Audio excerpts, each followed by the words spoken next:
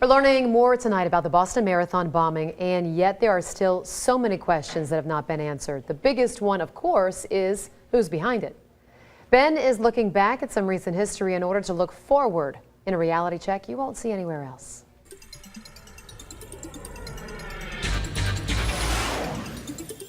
In what has become the first terror bombing or explosion in the U.S. since 9/11, the biggest question tonight is who is responsible.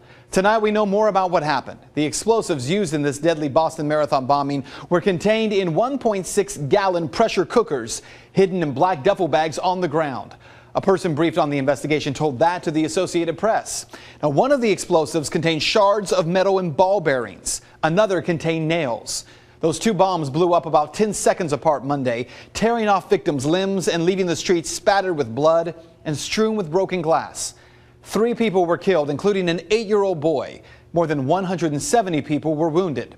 So the big question that has not been answered yet is who is behind these attacks.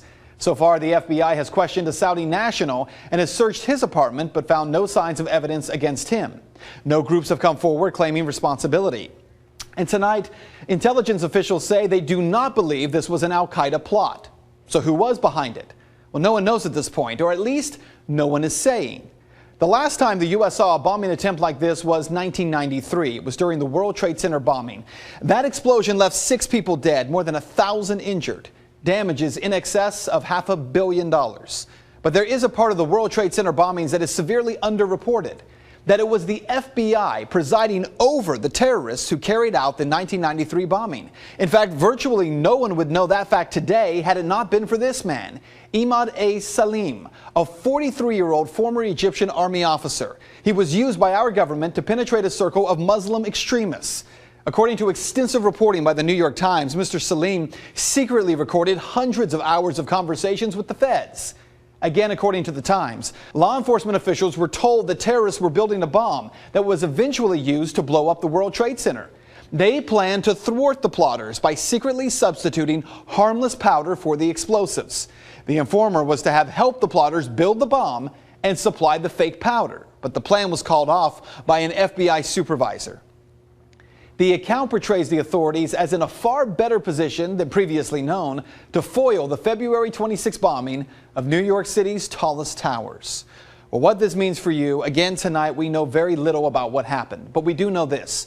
The University of Mobile's cross-country coach told a local TV affiliate that he was near the finish line of the Boston Marathon when the explosions went off. He said he thought it was odd that there were bomb-sniffing dogs at both the start and the finish lines. He also said that law enforcement spotters were on the roofs at the start and end of the race. So the question tonight must be asked. Did the FBI have any knowledge of this plot before it happened?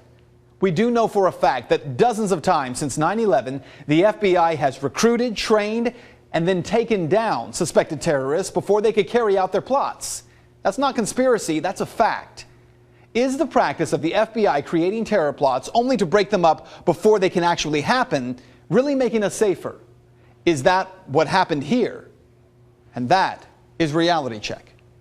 You can find the sources for this story on our website, fox19.com. And if you'd like to make your voice heard, head over to Ben's Facebook page. You can find him by searching Ben Swann.